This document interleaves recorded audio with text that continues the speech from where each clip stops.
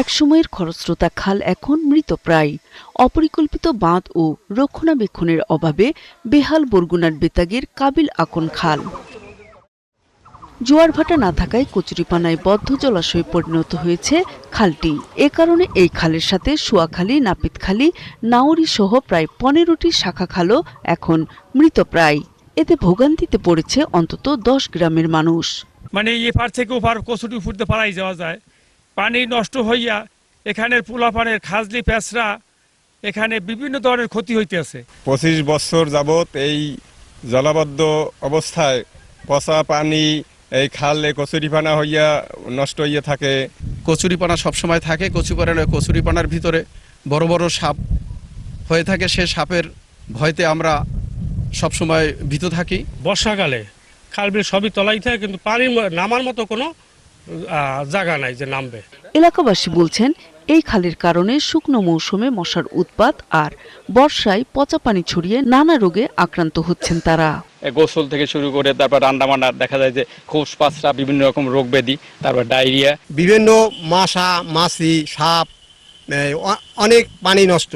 গায়ে খুজলি ব্যথা উঠছে, তাছাড়া খাল এখন শুকিয়ে গেছে একদম, যে গরুর পানি খেয়ে মানুষ এই পর্যন্ত ক্ষমতা নাই।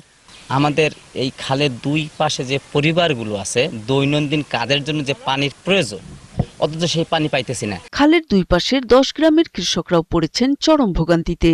বর্ষায় তলিয়ে থাকা ও শীতে সেচ সংকটে 3 ফসলি জমি এখন 1 ফসলি হয়েছে। এই খালের দুই পারে 3 ফসলা জমি ছিল, কোনো এক সময় দেখছি 3টে ফসল হয়, এখন একটা ফসল হইতেই হিমশিম খাওয়া লাগতেছে। এতে মানুষের সেচের সমস্যা হয়।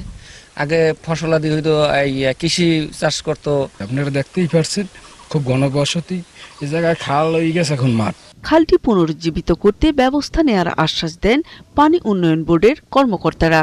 যে কচুরিপানাটা খুবই ঘন আকার ধারণ করছে সেগুলো আমরা একবারে তুলে ফেলতে পারি, তাহলে আমরা আশা করি যে এই খালগুলো মিষ্টি পানিতে ভরপুর থাকবে, যা কৃষিকাজের জন্য এবং স্থানীয় যে জনবসতি আছে তাদের দৈনন্দিন গৃহস্থালির কার্যক্রম ব্যবহার করা যাবে, এবং যে মৎস্য সম্পদ আমাদের দেশে আছে সেটার উৎপাদনও এখানে বৃদ্ধি পাবে। পাকিস্তানি শাসনামলে জোয়ারের পানি ঠেকাতে বরগুনার বেতাগীর 15 কিলোমিটার দীর্ঘ এবং 50 মিটার চওড়া কাবিল আকন খালে অপরিকল্পিত বাঁধ দিয়ে বন্ধ করে দেয়া হয় পানি চলাচল। নূর তাজমিন নীর, 71।